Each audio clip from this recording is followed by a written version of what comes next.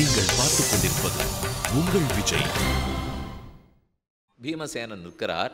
அவர் சொல்றார், சாந்தியை பற்றியே நீர் பேசும் என்று கண்ணனிடத்தில் சொல்லிட்டு, எதுக்கு தேவையில்லாத சண்டை, பல பேரும் மரித்து போவார்கள், இறந்து போவார்கள் என்று பீமன் பேசினோடனே திரும்ப கண்ணனை விட்ட கேட்குறார், பீமசேனா நீயா பேசுகிற? ரொம்ப வேகமாக முன்னாடி பேசியிருந்தியே, இப்போ என்ன எல்லாம் அப்படியே அடங்கி ஒடுங்கமாக பேசுகிறாய்? அப்போ கண்ணன் பரிகாசத்தை கட்டுட்டு துணுக்குன்னு ஒரு கோபம் வந்துருச்சு. இல்லை அண்ணா சொல்லிருந்தாரேங்கிறதுக்காக பார்த்துருந்தேன், எனக்கு யுத்தத்தில் தான் எண்ணம், இப்போது வந்தாலும் 2 நாளில் முடித்து விடுவேன். அதானே பார்த்தேன், நீ என்னமோ இத்தனை நாள் இப்படி பேசிட்டு இருக்கேன்னு பார்த்தேனே. இப்போ அந்த அவசரமும் புத்தி இல்லை, இப்படியும் பேசுவது கூடாது என்ன. அஹோ யுத்தாபிகாங்ஷானாம் யுத்த கால உபஸ்திதே, யுத்த காலம் வந்தவுடனே அதுக்கு தகுந்தா போலே தான் நடந்து கொள்ள வேண்டும். பீமசேனன் கோபப்பட்டார்.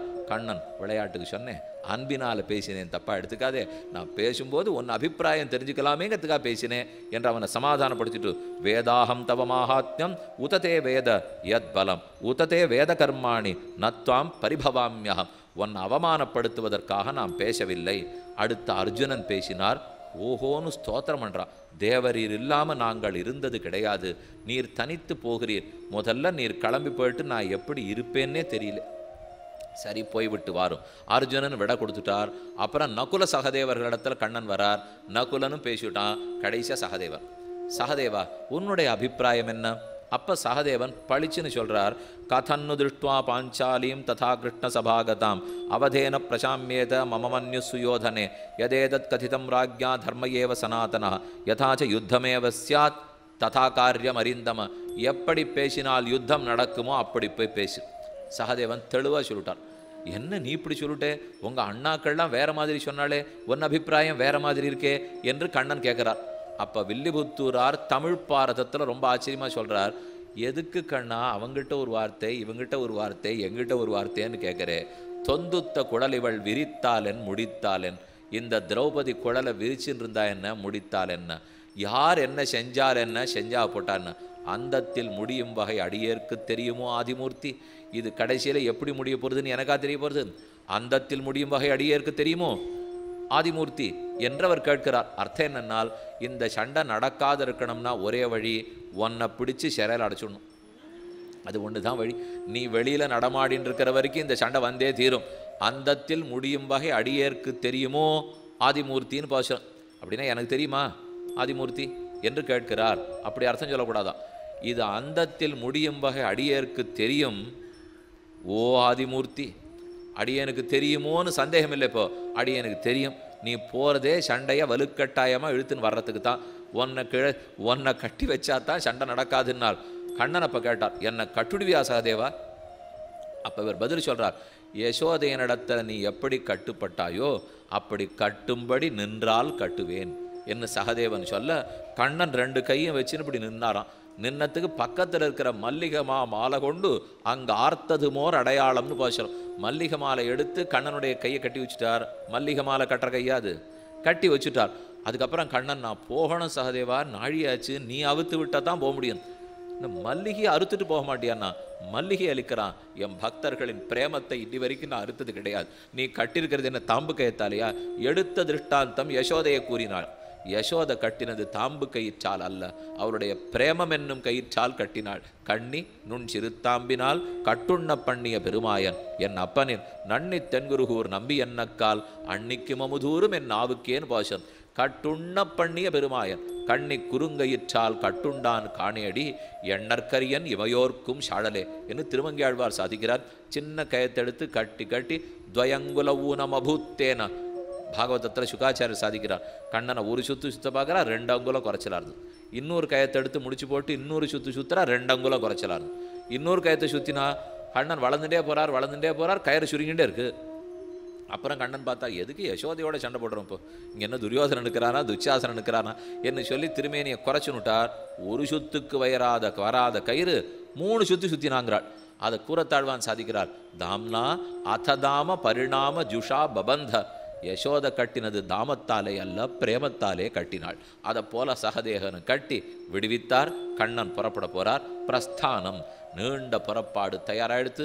அவருடைய 4 குதிரைகள் பூட்டிய தேர், தாருகன் தேரோட்டி தயார். ததா கபததேதஸ்மி சூர்யே விமலக்ஷயே கௌமுதே மாசி ரேவத்யாம் சரதந்தே ஹிமாகமே. கார்த்திகை மாசத்தினுடைய ரேவதி நட்சத்திரத்தில் கண்ணன் புறப்படுகிறார். வழியெல்லாம் செய்தி படுத்து தண்டோரா போட்டுட்டா கண்ணன் வரப்போறார்னுட்டு யாரும் கூட இல்லை. தாருகன் தேரோட்டுறார். 4 குதிரைகள் பூட்டப்பட்டிருக்கு. மேக சங்காசமாக கோலனில் கொடிமூக்கும் தாமரை கண்ணும் கனிவாயும் நீலமேனியும் 4 தோளும் அவனேதான் உலகம் முழுக்க தாவி நீராய் நெல்லாய் தீயாய் காலாய் நெடுவானாய் சீரார் சுடர்கள் 2ஆய் சிவனாய் அயனானாய் ஆழ்வாருடைய போஷனம். நிறைந்த சோதி வெள்ளம் சூழ்ந்த நீண்ட பொன்மேனியோடும் நிறைந்தொன்னுள்ளே நின்னொழிந்தான் நேமியங் கையுளதே. கண்ணன் விடை பெற்று கொண்டு புறப்படுறார். பக்கத்தில் ரிஷிகள் அங்கங்கே இருக்கிற வழியிலெல்லாம் ரிஷிகள் பார்த்து ஜெய விஜயீ பவ, உனக்கு பல்லாண்டு உண்டாகட்டும், லோக க்ஷேமார்த்தமாக என்ன உண்டோ பேசும். அந்த ரிஷிகள்லாம் ஒத்தருக்கொத்தர் முண்டி போட்டுண்டு ஒத்தருக்கொத்தர் இடிச்சுன்னு ஒரு நிமிஷம் கண்ணனை பார்த்துடணுன்னு வராளாம். அவர் அவசரமே படாமல் ஆங்காங்கு நின்று எங்கோ கல்யாணத்துக்கு போறாமல் போயிட்டு இருக்கார். இப்போ ஒரு இடத்துலையும் வழியில் நின்று இவனுக்கு சேவை, அவருக்கு சேவை என்று எல்லாருக்கும் சேவை கொடுத்து கொண்டு போகும்போதே நல்ல நிமித்தங்கள்லாம் தெரியுது. கண்டிப்பாக இது ஜெயத்தில் தான் முடிய போகிறது. விருக்கஸ்தலம்ங்கிற இடத்துல வந்து தங்கிவிட்டார். அந்த இடத்தில் போய் கூட்டி கொண்டு வா என்று அவரை வழியில் போய் உபயமெல்லாம் பண்ணி, வழியில் கூடாரெல்லாம் அமைக்கணும், தண்ணீர் பந்தல் வைக்கணும், மோர் பந்தல் வைக்கணும். துரியோதனன் இடத்துல ஆணையிடுகிறார், நாளைக்கு கண்ணன் வந்துடுவார், நீ போய் எல்லாத்துக்கும் தயாராரு அப்படின்னு சொல்லிட்டு கண்ணன் வந்தால் என்னென்ன பரிசு கொடுக்க வேண்டும்னு பேசுகிறான். திருத்தராஷ்டிரன் அருகில் இருக்கிற விதுரர் சஞ்சயர் இடத்திலே பேசுகிறான். அது ரொம்ப கேலி கூத்தா போய் முடிஞ்சு போச்சு. கண்ணன் நாளைக்கு வந்துட போறார். ஏகவர்ணைகி சுக்லிப்தாங்கைகி பால்கிஜாதைர் ஹயோத்தமைகி சதுர்யுக்தான் ரதான் தஸ்மை ரௌக்மான் தாஸ்யாமி ஷோடச. ரொம்ப ஆச்சரியமா தங்கத்தாம்பாளம் போட்டு தங்க மேலே அப்படியே ரத்தன கம்பளம் விரிக்கப்பட்ட 16 தேர். இதை கண்ணன் வந்தோன்னா பரிசு கொடுக்க போறேன். யானைகள் 1000, தாசி வர்க்கங்கள் 16 பேர், அதே போல் 18,000 பாரசீகத்துக்கு ரத்தனம் விரிச்சிருக்கிற கம்பளம், மான் தோல் அழகா மணி, 14 யோஜனை பெரியதுள்ளதான தேர், இதை போல் பல பொருட்களை கண்ணனுக்கு கொடுக்க போறேன். இதெல்லாத்தையும் கேட்டுண்டார். விதுரன் கேட்கிறார், இதெல்லாம் எதுக்கு இப்போ நீ கண்ணனுக்கு கொடுக்கணுங்கிறேன்? இல்லையா, அவருக்கு பரிசு கொடுக்கணும்னு ஆசை, ரொம்ப பெரியவர் வராரோ இல்லையோ, அதனால பரிசு கொடுக்கணும்னா இவர் சட்டுன்னு புரிஞ்சு விட்டார். இத்தனை நல்லெண்ணத்தோட கொடுக்கவில்லை திருத்தராஷ்டிரா, இதெல்லாத்தையும் கொடுத்தா உன் பக்கத்தில் கண்ணன் வருவான் நினைத்து கொண்டு பேசுகிறாய்.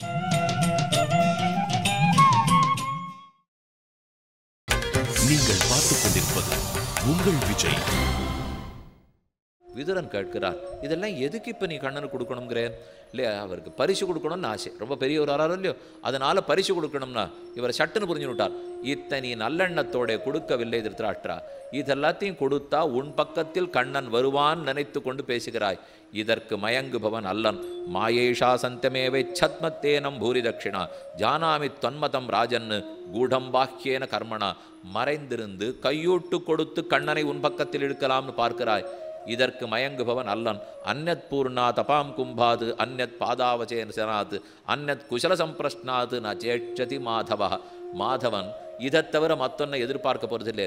அவர் எழுந்தருளும் போது வாசக்கதவை திறந்து வைக்க வேண்டும், கீழே விழுந்து நமஸ்கரிக்க வேண்டும், பூர்ண கும்பத்தை வைக்க வேண்டும், திருவிளக்கு சமர்ப்பிக்க வேண்டும், வாசலிலே கழுவி கோலமிட்டு வைக்க வேண்டும். அவர் வருவரான்னு கொஞ்ச நேரம் முன்னாடியிலிருந்தே காத்து கொண்டிருக்க வேண்டும். புறப்பாடாகி பெருமாள் நம்ம வீட்டு வாசலில் வரார்னால் பூர்ண கும்பம் கொடுத்து வெத்தலை பாக்கு தட்டு கொடுத்து தழுதழுத்த குரலோடைய கண்களில் நீர் சொரிய இந்த ஏழை ஏதலன் கீழ்மகன் குடிசைக்கு தேவரீராய் எழுந்தொழித்து என்று நினைத்து கேட்டு அவர் திருவடியை விளக்கினால் அதற்குத்தான் மாதவன் மயங்குவானே தவிர நீ கொடுக்கிறேன்னு சொன்ன தேருக்கும் குதிரைக்கும் காலாளுக்கும் மயங்க மாட்டான். இதே விஷயத்தை கண்ணனை கீதையில் சொல்ல போறாரு.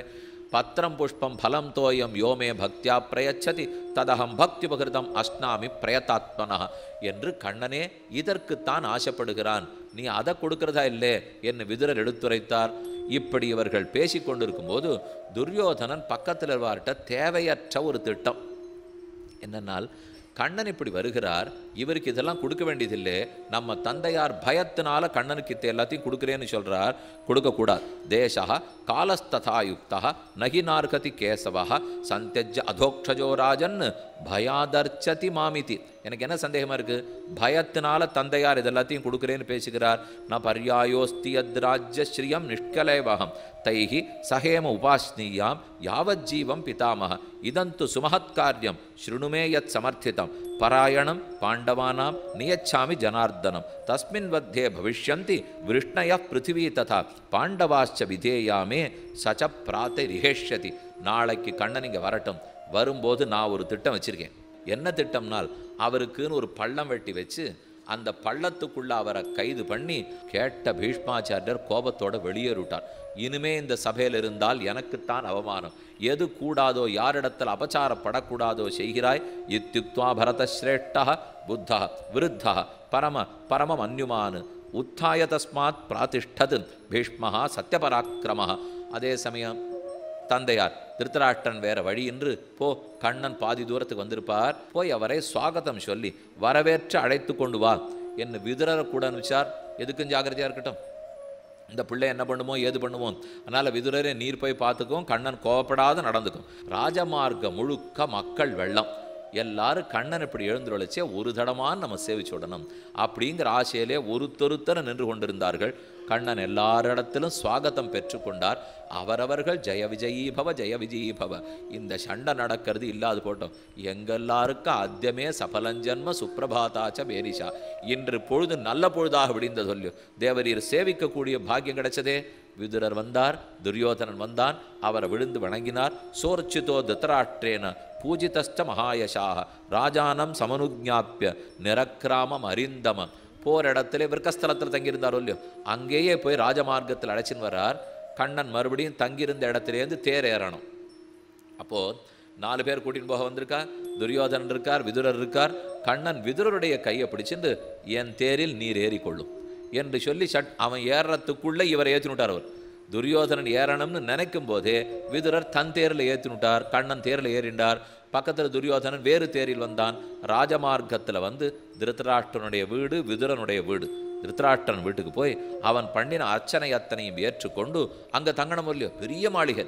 ஆனால் பக்கத்தில் விதுரர் இருந்தார். திருத்தராஷ்டிரா, எப்போ விதுரரையே நம்மை வரவேற்க அனுப்பித்தீரோ நான் அவருடைய மாளிகையில் தங்கலாம்னு இருக்கிறேன்.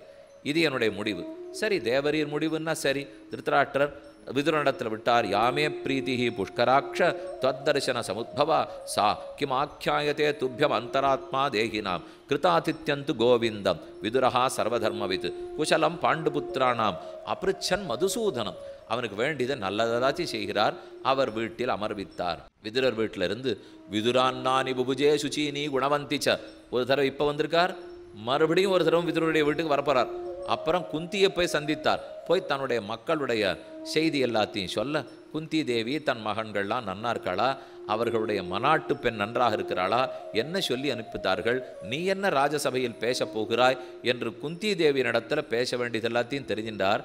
அப்புறம் துரியோதனனுடைய மாளிகை, அங்கு மத்தியானத்துக்கு அழைத்திருந்தான். சரி, அவனை போய் பார்த்து வருவோம். இனி நாளைக்கு தான் பாண்டவதூதனா பேச போறார். இன்னைக்கு துரியோதனனை பார்ப்போங்கிறதுக்காக அவன் மாளிகை போறார். ரொம்ப ஆச்சரியமான மாளிகை. மயன் விஸ்வகர்மா சிருஷ்டிச்சாப்பில் இருக்கு. தத்திர ஜாம்பூனதமயம் பர்யங்கம் சுபரிஷ்கிருதம் விவிதாஸ்தரணாஸ்தீர்ணம் அபியுபாய அச்சுதா. அப்படியே தங்கத்தால் செய்யப்பட்ட சிங்காசனம், கீழெல்லாம் தங்க விரிப்பு விரிக்கப்பட்டிருக்கு. அதில் போய் துரியோதனன் அப்படி உட்கார சொன்னா கண்ணன் அந்த இடத்துல வந்து உட்கார்ந்துட்டு, இதெல்லாம் எனக்கு ஏற்ற ஆசனமா? நான் எங்கோ மதுரையில் பிறந்தேன், கோகுலத்தில் வளர்ந்தேன், இதெல்லாம் ரொம்ப பெரியவா உட்கார வேண்டிய ஆசிரியர் துரியோதனா, இதெல்லாம் எனக்கு இல்லை, நீ யார் மன்னர்களோ அவர்களை உட்காந்து வச்சுக்கோ. அப்போ துரியோதனன் மெதுவாக கண்ணனை பக்கத்தில் வச்சுன்னு கேட்கிறான், எனக்கும் உனக்கும் எந்த பங்காளி சண்டையும் இல்லையே, பின் எதற்காக எங்களோடு நீ சண்டையிடுகிறாய்? நீ எங்க பட்சத்தில் இருந்தால் என்ன? எனக்கும் பாண்டவர்களுக்கும் பங்காளி சண்டை. கஸ்மாத் அன்னானி பானானி வாசாம்சி சயனானி ச துவதர்த்தம் உபநீதானி நாக்ரஹிஸ்துவம் ஜனார்தன. உடனே தான் கையில் வச்சிருந்த பானம் அன்னம் எல்லா வகைகளையும் பழத்தெல்லாம் கண்ணனிடத்தில் சமர்ப்பிச்சார். கண்டிப்பாக நீங்கள் இருந்து சாப்பிட்டுட்டு போகணும்னு பிரார்த்தித்தான். கண்ணன் நேராக மறுத்தார். நீ கொடுக்கிற எந்த உணவையும் நான் ஏற்றுக்கொள்ள முடியாது. எதனாலேன்னு துரியோதனன் கேட்கிறான். நான் தூதனா வந்திருக்கேன். தூதர்கள் தங்கள் வந்த செயலை முடித்தாலே ஒழிய சாப்பிட மாட்டார்கள். நான் வந்த காரியம் முடியட்டும், அப்புறம் உன்னிடத்துல வந்து சாப்பிட்றேன். அப்போ துரியோதனன் கேட்குறான், ஏன் தூதனாத்தான் நீ நினச்சிக்கணுமா? எனக்கு வேண்டியவனா உறவுக்காரனாக இருந்து சாப்பிடக்கூடாதா? கண்ணன் சொல்கிறான், எனக்கு உறவுக்காரனே இல்லையே, நீ எனக்கு நீ விரோதின்னா என்ன தெளிவாக சாதித்தார். அப்போ அவன் கேட்குறான், எனக்கும் உனக்கும் என்ன விரோதம்? எனக்கும் பாண்டவர்களுக்கும் தானே விரோதம். கண்ணன் பதில் சொன்னார், பாண்டவான் துஷசேராஜன், நீ பாண்டவர்களை துவேஷிக்கிறாய். ஆம், எங்கள் பங்காளி சண்டை, ஒன்ன துவேஷிக்கவில்லைன்னு துரியோதனன் கூண்டினான். இருக்கலாம், மம பிராணாகி பாண்டவாக, நீ பாண்டவர்களை துவேஷிக்கிறே, எனக்கு பிராணநாட்டம் பாண்டவர்கள், அப்போ என்ன நீ துவேஷிக்கிறேன் தானே அர்த்தம். துஷதன்னன்ன போக்தவ்யம் துஷந்தன்னைவ போஜயேத். விரோதி வீட்டில் உண்ணக்கூடாது, விரோதியை நம் வீட்டுக்கு உணவுக்கு அழைக்கக்கூடாது. நீங்கள் பார்த்துக் கொண்டிருப்பது உங்கள் விஜய். விரோதி வீட்டில் உண்ணக்கூடாது, விரோதியை நம் வீட்டுக்கு உணவுக்கு அழைக்கக்கூடாது. இதுதான் தர்மசாஸ்திரம் சொல்லியிருக்கு. இப்போ நீ கொடுத்தேங்கிறதுக்காக நான் உணவு இருந்துட்டு நாளைக்கு எதிர்கட்சியில் நின்று சண்டை போட முடியாது உன்னோட துரியோதனா. அது ஆச்சந்திரார்க்கம், சூரிய சந்திரர்கள் இருக்கும் வரை தவறாக போகும். நான் விதுரருடைய குடிசைக்கு செல்கிறேன். கண்ணன் விதுரரை கைப்பிடிச்சு மெதுவாக அவருடைய வீட்டுக்கு போயிட்டார். துரியோதனனுக்கு கோபம். அவன் கேட்குறான், எதற்காக பீஷ்மத்ரோணா வதிக்கிரமிய மாஞ்சைவ மதுசூதன கிமர்த்தம் புண்டரீகாட்ச புக்தம் ரிஷல போஜனம். எதற்காக தாழ்ந்தவன் குடிசைக்கு போனேன், என்னுடைய வீட்டை விட்டுட்டே துரியோதன் வீடு. பீஷ்மத்ரோணா வதிக்கிரமிய, பீஷ்மர் வீட்டை தாண்டிவிட்டேன், துரோணருடைய வீட்டை தாண்டிவிட்டேன், என் வீட்டை தாண்டினேன், எதற்கு தாழ்ந்த விதுரன் குடிசைக்கு போனாய்? அவன் கேட்டுட்டே இருந்தான்.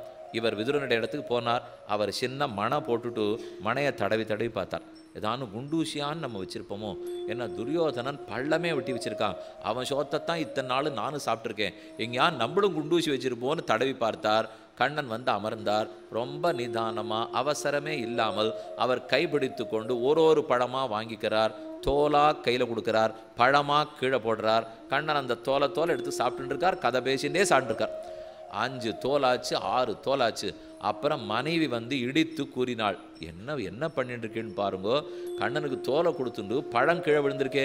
சரி, இவர் உள்ளே போய் தப்பாக போச்சு, அபராத க்ஷாமனை விழுந்து நமஸ்கரிச்சுட்டு புதுசாக இப்போ பழத்தை எடுத்து நன்னா அலம்பி அதை பரிஷ்காரம் பண்ணி இப்போ ஞாபகமாக தோலை கீழே போட்டுட்டு பழத்தை கையில் கொடுத்தார். விதுரனே, பசி தீர்ந்து விட்டது.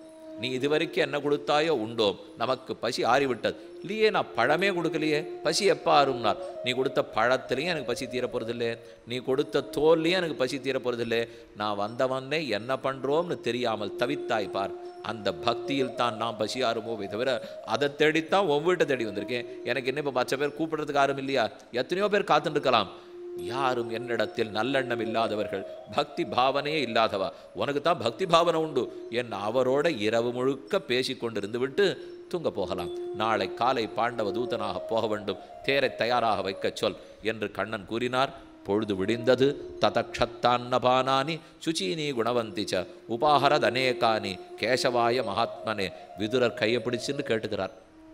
கண்ணா, அவசியம் இன்னைக்கு நீ போகணுமா? போனால் என்ன ஆபத்து வருமோன்னு எனக்கு தெரியலையே. இப்போ நீ இப்படியே இந்த வீட்டில் அடியன் கொடுக்கறத சாப்பிட்டுட்டே இருந்துறேன். இது இங்கிருந்து நீ அங்கு தான் போக வேண்டுமானால் இருந்துருவேனே. இல்லைன்னு நான் சொல்கிறேன், எந்த பக்தன் வீட்டிலையும் அப்படியே தான் இருக்கேன். ஆனால் எனக்குன்னு ஒரு காரியம் இருக்கும் இல்லையா, அதற்காக நான் போய்த்தானே தீர வேண்டும். அவப்பெயர் வந்துவிடக்கூடாது. அப்போ கண்ணன் விளக்கம் சொல்கிறார். இவ்வளவு தூரம் கண்ணனுக்கு சக்தி இருந்து 2 பக்கத்தவர்களும் கண்ணன் பேசினால் கேட்பார்கள் என்கிற நிலை இருந்தும் நான் நடக்காமல் மட்டும் போனால், நான் தூது நடக்காட்டா நாளைக்கு லோகம் குற்றம் பேசும், அவப்பெயர் வரும். கண்ணன் சக்தி இருந்து யுத்தத்தை தடுத்திருக்கலாமே, கொலைக்கு தூண்டி விட்டுட்டானே நாளைக்கு சொல்லும். அந்த அவப்பெயரே வேண்டாம்ங்கிறதுக்காகத்தான் நான் செய்தேன் என்று அவரிடத்தில் விடை பெற்றான். கேட்டுக்கொண்டான். கௌரவருடைய ராஜசபையை நோக்கி புறப்பட்டான். எல்லாரும் பேசி வச்சிருக்கான். துரியோதனன் மற்ற பேரிடத்தில் பேசி வச்சிருக்கான். கண்ணன் உள்ள நுழையும் போது எழுந்திருந்து யாரும் மரியாதை செலுத்தக்கூடாது. எல்லாரும் உட்காண்டிருக்கணும். யாரேனும் குறுக்க எழுந்திருந்து கையை கூப்பினா அவனுடைய நாட்டையே தீக்கிரையாக்கிடுவேன். எல்லாரையும் பயப்படுத்தி வச்சிருக்கான். மொத்த பேரும் கெட்டியாக நாற்காலியை பிடிச்சுட்டான். கண்ணன் உள்ள நுழையச்சே விரதமமுஞ்சத ஹோமமமுஞ்சத சர்வமமுஞ்சத. யாக யஜ்யம் பண்ணிட்டு இருக்கிறவா நிறுத்திவிட்டா. பால் கொடுத்துட்டு இருந்த பெண்ணு நிறுத்திவிட்டா. மாமனார் மாமியாருக்கு சுஷ்ரூஷ பண்ணிட்டவன் நிறுத்திவிட்டா. தளிகையாயின்னு இருக்கிறது நின்று போச்சு. ரிஷிகளெல்லாம் ஹோமகுண்டத்தில் நெய்ய விடுறத நிறுத்திட்டா. அனைத்தும் அப்படியே சகித்து போய் நின்னது. கண்ணன் ரொம்ப ஆச்சரியமாக தன்னுடைய திருமேனியோட உள்ள நுழைகிறார். எல்லாரும் உட்காண்டிருக்கா. கடல் மன்னர் சூழ கதிர் போல் விளங்கி எழலுற்று மீண்டே இருந்து தொடலப் பெருதுடை துச்சோதனனை அடலவிடித்தானே அச்சோ அச்சோ ஆழியங்கையனே அச்சோ அச்சோ என்று பெரியாழ்வாருடைய பாசுரம். கடல் மன்னர் சூழ கதிர் போல் விளங்கி, அத்தனை மன்னர்களும் சூழ நடுவில் கதிர் போல் விளங்கி துரியோதனன் உட்காண்டிருக்கார். கண்ணன் உள்ள நுழைகிறார். அவருடைய திருமேனி அழகென்ன, பாணோ கிரகீத்வா விதுரம் சாத்தியகிஞ்ச மகாயசாக. என்னமோ தள்ளாத கண்ணன் வரா போலே ஒரு கையில் விதுரனை பிடிச்சுக்கிறார், ஒரு கையில் சாத்திகை பிடிச்சுக்கிறார். அந்த இடத்துல இந்த அத்தனை பேரும் பார்க்க ராஜ தர்பாரில் நடந்து வராராம். அவர் வந்ததை பார்த்து பார்த்து அத்தனை பேரும் ஆச்சரியப்பட்டு கை கூப்புறா. எல்லாரும் அமர்ந்திருக்கா, கெட்டியா நாற்காலி பிடிச்சிட்டு இருக்கா. முதல்ல எழுந்து மரியாதை சொன்னவன் துரியோதனன் தான். யாருக்கும் கூடாதுன்னு சொன்னாலும் இல்லையோ, கடல் மன்னர் சூழ கதிர் போல் விளங்கி எடலுற்று மீந்தே இருந்து உத்திஷ்டதி மகாராஜே திருதராஷ்டிரே ஜனேஸ்வரே தானி ராஜஹஸ்ராணி சமுத்தஸ்து சமந்ததா தத்ர திஷ்டான் சதாசார்கா ராஜமத்தியே பரந்தப. அப்போ கண்ணன் என்ன பேச போகிறான்னு பார்ப்பதற்காக ஆகாசத்தில் ரிஷிகள்லாம் கூடினாலாம். நாரதர் முதலான தேவ ரிஷிகள் கூட பீஷ்மருக்கவா கண்டப்பட்டார். இருங்கள், முதலில் அவர்கள் வந்து தங்கள் ஆசனங்களை ஏற்றுக்கொள்ளட்டும், அப்புறம்தான் ராஜசபை கூட வேண்டும், அப்புறம்தான் பேசணும். பீஷ்மர் சொன்னார். ரிஷிகளெல்லாம் வந்து அவாவா இடத்துல உட்கார்ந்துட்டா. கண்ணன் ரொம்ப ஆச்சரியமான தன் திருவாய் மலர்ந்து பேச போறார்.